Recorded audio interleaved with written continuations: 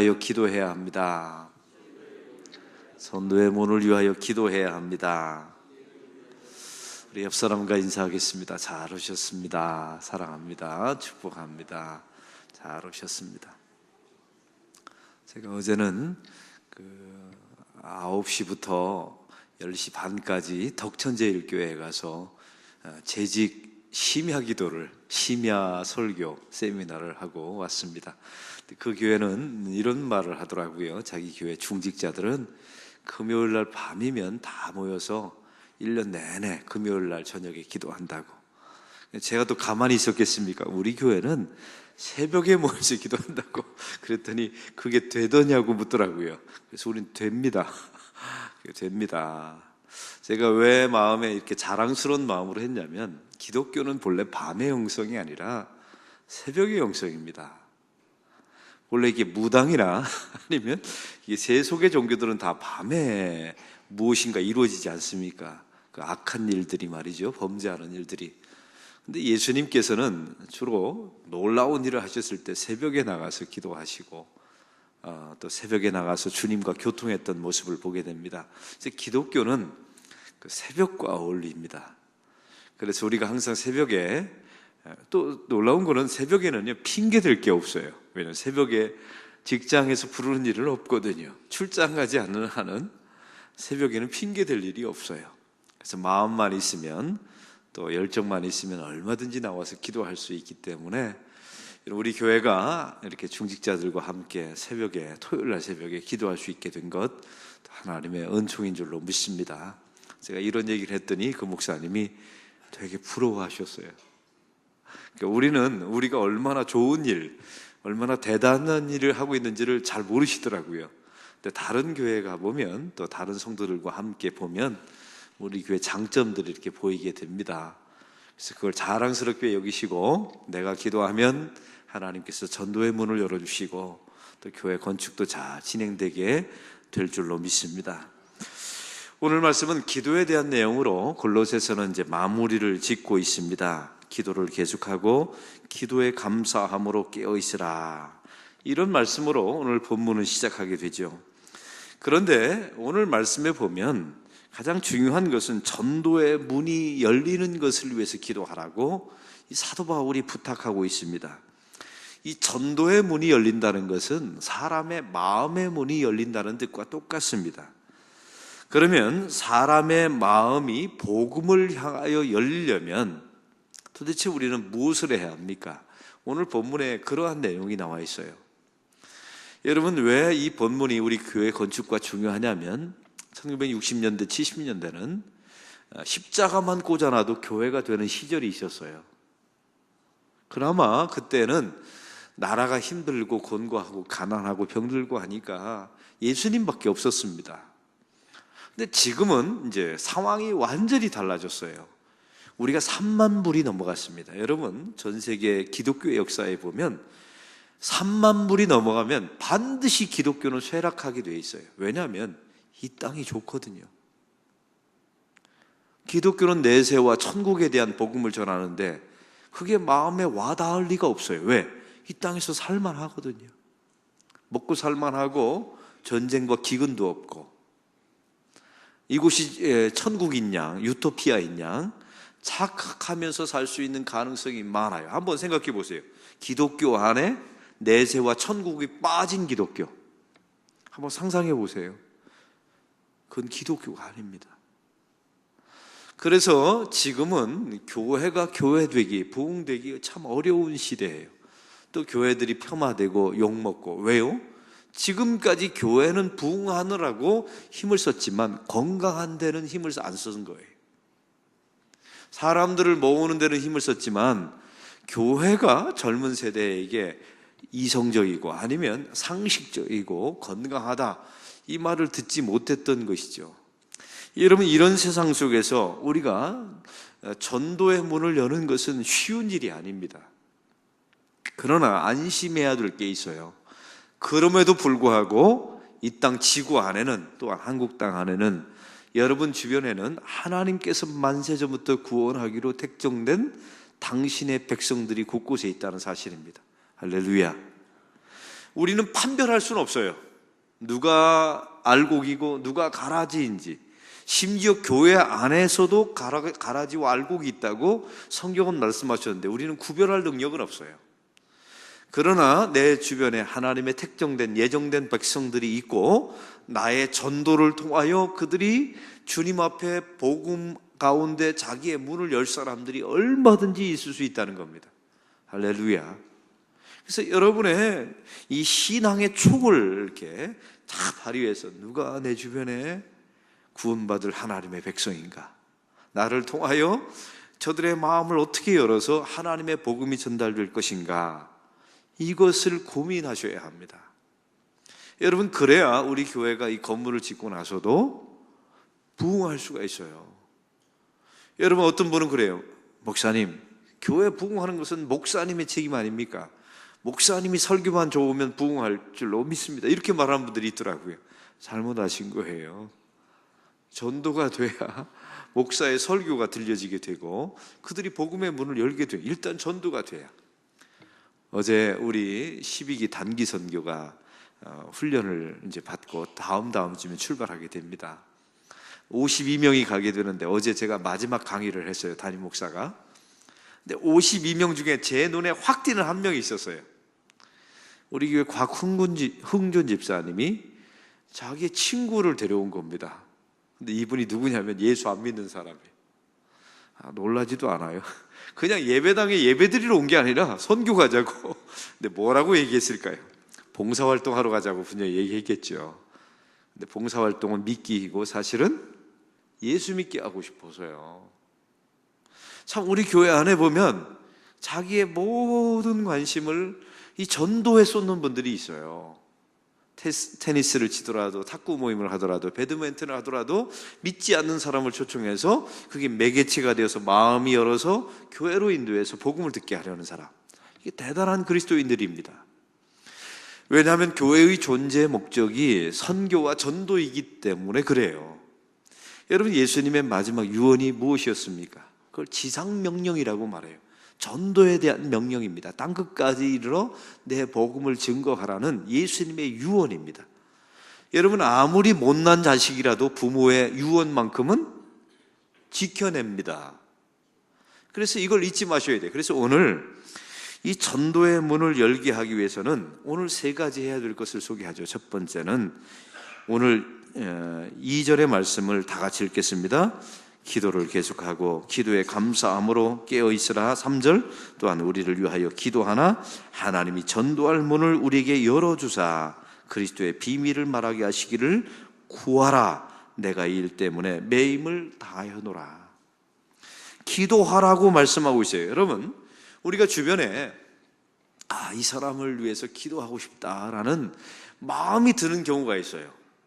근데 그 마음은 여러분의 의지와 노력으로 갖게 된 마음이 절대로 아닙니다. 왜냐하면 사실은 여러분을 통해서 어떤 사람에게 중보 기도가 한다는 것은 그 사람이 지금은 교회 다니지 않을지라도 하나님의 구원의 계획 속에 들어있는 사람이라는 표징이에요. 할렐루야. 그래서 여러분 아파트 주민 가운데 또 여러분 주민들 가운데 내가 저 사람을 위해서 어느 날 갑자기 기도해 주고 싶다라는 마음이 드는 경우가 있어요. 저도 제 아파트 라인에서 수많은 사람을 만나잖아요. 근데 대부분 다 인사하고 그냥 스쳐 지나갑니다. 근데 어느 한순간에 제 마음속에 저 사람을 위해서 기도해 주고 싶다라는 생각이 드는 경우가 있어요. 예뻐서가 아니에요. 그 사람이 저보다 못생겼어요. 그런데 어느 날 그런 마음이 들어요. 왜? 이건 딱 한 가지밖에 없어요. 하나님이 저 사람을 구원하고 싶은 당신의 구원의 계획이 있다라고 밖에 말할 수가 없는 겁니다. 왜요? 우리가 저 사람을 위해서 기도할 이유가 없었거든요, 사실은. 그러니까 하나님의 일은 이렇게 시작되는 겁니다. 저 사람에 대한 구원의 계획은 누군가의 중보기도서부터 시작되는 거예요. 할렐루야. 이걸 항상 잊지 마세요. 하나님의 놀라운 역사는 건축이나 이렇게 영혼 구원하는 일은 기도에서부터 시작되는 겁니다. 여러분, 기도를 하는 것은 무엇입니까? 나의 힘은 없사오니 하나님께서 해달라는 부탁이 기도입니다. 할렐루야. 기도는 아무나 하는 게 아니에요. 여러분, 성도란 누구입니까? 내일 제 설교의 주제가 성도의 기도거든요. 기도는 아무나 하는 게 아니에요. 하나님의 백성만 할 수 있어요. 하나님의 백성의 기도를 통해서 하나님은 구원의 계획을 이루실 줄로 믿습니다. 그래서 기도는 신비한 영역에 속해요. 아무나 기도하는 게 아닙니다. 여러분 교회 오면 다 기도할 것 같죠? 아닙니다. 신비한 하나님의 구원의 계획 속에 참여한 사람만 기도할 수가 있는 거예요. 그래서 오늘 성경은 기도를 계속하라, 중단하지 말라라고 말하죠. 기도가 내가 시작되는 순간에 하나님의 구원의 계획도 시작하니 끝 맺을 때까지, 끝장을 볼 때까지 기도를 멈추지 말라. 또한 기도를 감사함으로 하라라고 말하죠. 하나님이 이미 이루실 것에 대한 확신을 가지고 기도하라, 이런 의미. 깨어있으라, 이 말은 뭐냐면 항상 전도하라는 하나님의 명령이었던 것입니다. 그래서 하나님의 백성들은 영적인 긴장감을 놓치면 사탄에게 모든 영혼을 내어주게 됩니다. 제가 즐겨 쓰는 말이 있죠. 사탄은 졸지도 않고 자지도 않고 게으르지도 않아요. 근데 우리가 한 영혼을 구원하는 일에 게으르다, 기도하지 않는다, 여러분 이것은 모든 영혼을 놓칠 수밖에 없다는 사실이죠. 그래서 내가 가만히 있으면 전도의 문은 닫힙니다. 그러나 내가 기도하기 시작하면 전도의 문은 열립니다. 그러면 어떤 분은 이렇게 말하는 분이 있어요. 목사님, 제가 저 사람을 위해서 항상 기도하는데 왜 저 사람은 아직도 예수를 믿지 않나요? 두 가지 이유가 있어요. 여러분 영적인 세계에도 영적인 임계점이 있다는 사실 아십니까? 영적인 임계점이 있어요. 여러분 사도 바울이 다메스커스에서 그냥 예수님과 딱 만나서 그냥 순간적으로 변화된 게 아닙니다. 그 전에 하나님의 터치가 있었어요. 어떤 터치? 대표적인 터치가 무엇입니까? 이스라엘의 선민으로 태어난 것, 바리새파로 태어난 것, 하나님의 터치이죠. 또 한 가지, 자기 앞에서 스데반 집사가 죽어가는 걸 봤어요. 스데반 집사가 뭐라고 기도하면서요? 하나님 저들의 죄를 용서하옵소서, 저들이 알지 못하고 하니이다. 이 단어가 예수님이 십자가에서 말했던 단어거든요. 우리는 자꾸만 주님 저는 할 일이 없습니다, 그냥 다마스커스에서 사도 바울과 예수님이 만나면 해결될 거 아닙니까? 아니요. 스데반의 터치가 있었던 거예요. 한 사람이 구원받는데 그냥 구원받는 게 아니에요. 한 사람이 교회에 오는데 그냥 오는 게 아닙니다. 평균적으로 나와 있어요. 이 전도학 통계에 보면 평균적으로 7번 이상의 예수 믿는 사람들의 접촉과 터치가 있어야 저들이 마음을 열게 된다는 사실입니다. 여러분, 그래서 여러분이 그 가운데 한 번의 터치였으면 좋겠어요. 여러분이. 그리고 또 다른 사람이 한 번에 터치해주고 7사람의 터치가 모여서 그들이 교회에 오게 되고. 저는 어제 온 분도 사실은 이번 선교여행 가서 제가 그분하고 이제 제일 많은 시간을 제가 이야기하려고 제가 마음에 먹었어요. 왜냐하면 우리 교인들은 제가 다 아는 교인이고, 우리 곽 집사님이 전도하기 위해서 선교팀에 더군다나 거금 80만 원을 내고 오는데 저분을 구원해야 되잖아요. 그래서 제 마음속에 그 선교 여정 속에 그분과 함께 많은 이야기를 나누면서 제가 그분에게 또 한 번의 터치가 되었으면 좋겠다, 이런 생각을 갖게 되고, 언젠가 그것이 누적되어서 영적인 임계점이 되었을 때 물이 끓지 않습니까? 99.9도만 돼도 안 끓어요. 딱 100도가 돼야 끓습니다. 저는 그런 날이 올 것을 알고 중단하지 않는, 저의 사역과 여러분의 터치를 중단하지 않는 하나님의 사람들이 되기를 바랍니다. 그래서 기도해야 돼요. 끊임없이 말이죠. 또한 오늘 말씀에 보면 우리에게 일어난 모든 어려움과 아픔과 고난을 전도로 해석해야 된다는 거예요. 3절의 말씀을 후반부에 보면 내가 이 일 때문에 매임을 당하여노라. 여러분, 이게 무슨 뜻이에요? 사도 바울이 1차, 2차, 3차 전도 여행 중에 얼마나 많은 핍박을 당했습니까? 돌에 맞고 태장에 5번 맞고 또 파도를 만나서 난파도 당하고. 근데 마지막에는 이 사도 바울이 골로새서를 쓸 때는 로마에 압송되어서 감옥에 갇혀 있는 겁니다. 근데 사도 바울이 이렇게 고백하고 있어요. 이 일 때문에, 이 전도의 문을 여는 것 때문에 내가 갇힘을 갖게 되었다. 여기서 하나님의 백성들에게 중요한 메시지가 있습니다. 여러분, 우리에게 다가오는 많은 아픔과 질병들을 자꾸만, 예를 들면 고스톱 치다가 디스크 걸렸다. 이건 부끄러운 거예요. 등산 너무 과도하게 하다가 관절염 걸렸다. 이거는 부끄러운 겁니다. 그런데 내가 새벽 기도 하다가 천식이 걸렸다. 사도 바울은 그걸 말하는 거예요. 그 천식은 하나님 앞에 자랑스러운 거라는 거예요. 내가 이 일 때문에 매임을 당했다. 여러분, 이 말의 의미는 이런 겁니다. 결국 우리는 고통과 아픔과 죽음을 당해요. 그런데 성경은 우리에게 말하는 겁니다. 그게 무엇을 위한 아픔이었냐는 거예요. 무엇을 위한 고통이었냐는 거예요. 우리는 늙습니다. 병듭니다. 그리고 병들어서 죽을 거예요.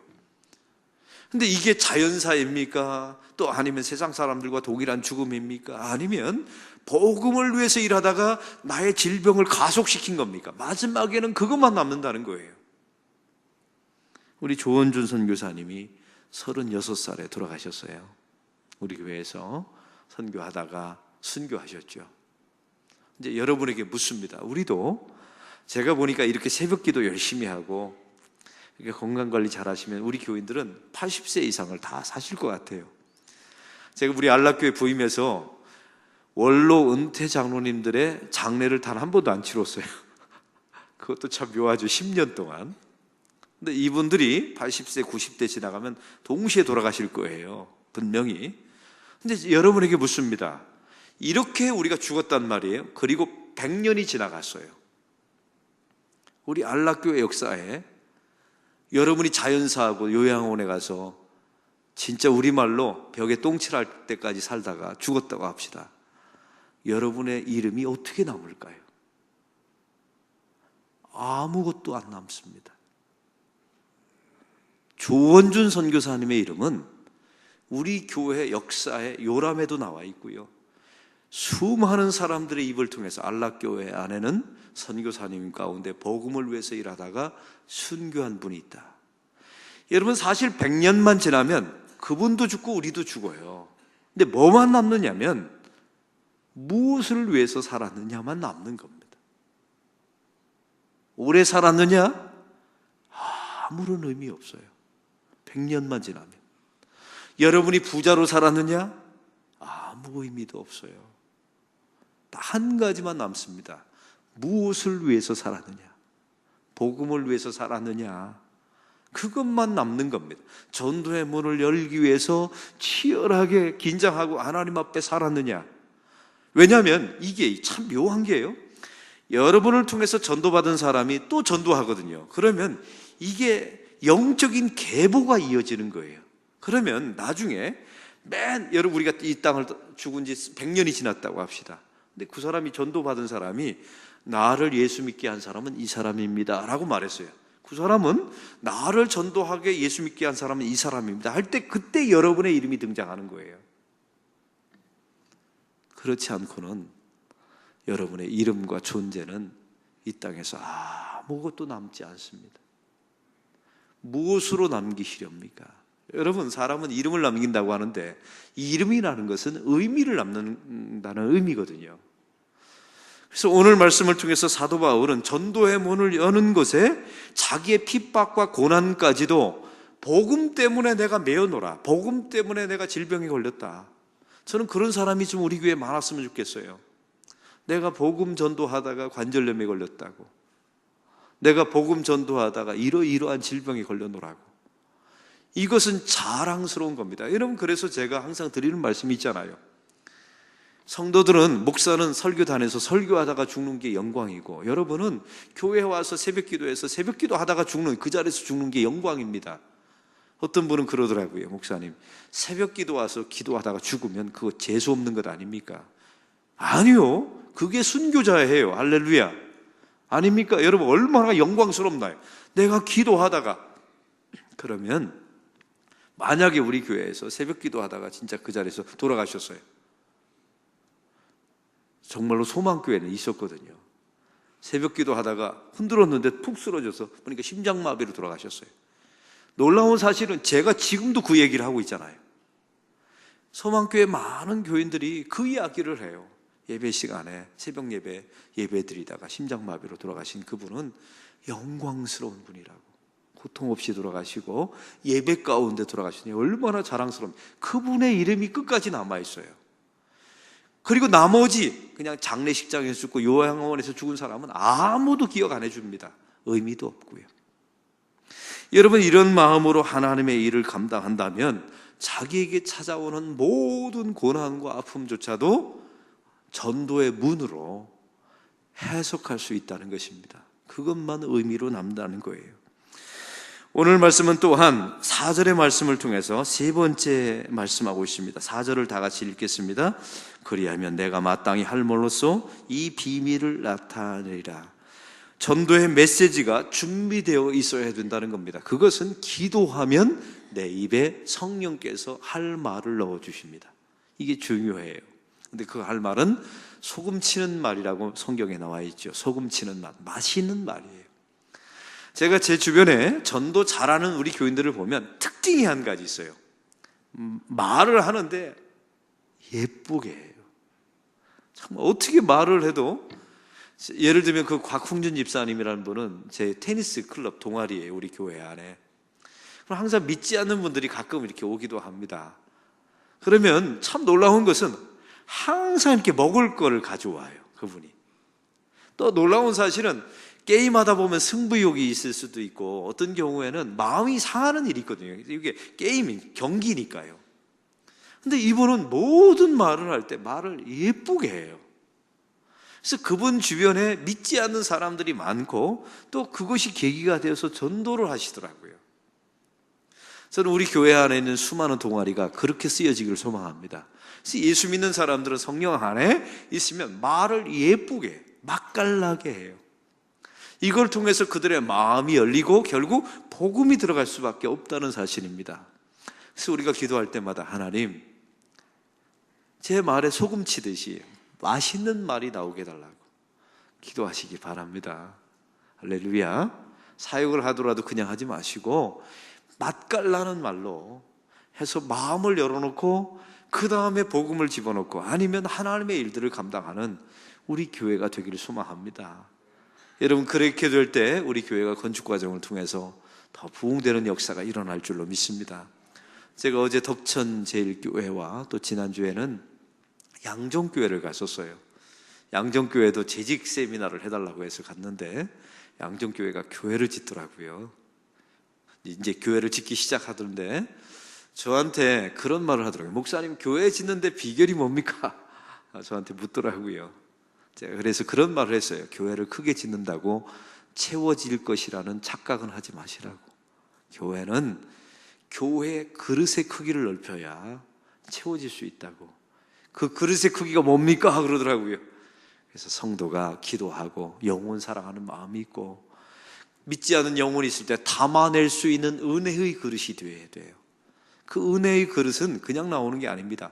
맛깔나는 말들이 교회 안에 있을 때 그게 교회의 그릇이 되고 그 그릇 안에 믿지 않은 영혼들이 담겨지는 것입니다. 저는 우리 교회가 그런 교회가 되길 소망합니다. 여러분, 수많은 사람, 믿지 않는 사람들 만나죠? 성령의 임재하심 가운데 맛깔나는 말을 할 수 있도록 맛있는 말, 아주 예쁜 말을 잘 감당하게 하시사 그것을 마음속에, 야, 예수 믿는 사람들은 말을 해도 저렇게 예쁘게 하는구나, 저렇게 맛있게 말하는구나. 그래서 마음이 열리게 되고 새생명 전도축제 때 또 초청되면 함께 와서 복음을 듣는 역사가 일어나게 될 줄로 믿습니다. 그렇게 될 때 계보가 이어지고 그 계보를 통하여 여러분의 이름이 기억되는 역사가 있게 될 것입니다. 이제 또 하루가 지나가고 10년이 지나가고 100년이 지나가게 되면 우리의 존재는 다 잊혀진 존재가 될 거예요. 그러나 이 전도의 문을 연 사람의 이름은 하나님의 마음에 기록되고, 그래서 성경에 요한계시록에 보면 딱 두 사람의 면류관과 상급만을 성경이 말합니다. 첫째는 순교한 사람들의 이야기, 두 번째는 전도한 사람들의 상급만 성경이 말합니다. 여러분, 요한계시록은 미래의 일을 말한 성경이 아니에요. 요한계시록의 주제가 무엇인 줄 아세요? 순교 예찬놀이입니다. 이렇게 세례 요한과 사도 바울을 봐라. 순교했으니 하나님의 영광의 멸관이 있지 않더냐. 너희도 순교하라. 이게 요한계시록의 주제예요. 여러분, 순교는 우리는 공산당에 의해서 죽임을 당하지는 않지 않습니까? 예배하다가 전도하다가 몸을 상하면 그게 순교입니다. 여러분, 이런 길을 저와 여러분이 가게 될 때 여러분의 이름과 존재가 남고 의미 있는 인생으로 이 땅을 떠나게 될 줄로 믿습니다. 그리고 이 땅을 떠나가게 될 때 주님, 저 때문에 예수 믿은 사람이 이러이러한 사람입니다. 이거 고백하고 떠나가는 사람이 성공한 인생입니다. 그런 인생 되시기를 축원합니다. 이제 묻습니다. 여러분 때문에 예수 믿은 사람은 누구입니까? 묻습니다. 다시, 여러분 때문에 예수 믿게 된 사람은 누구입니까? 오늘 성경은 이걸 묻고 있는 거예요. 이제 첫 번째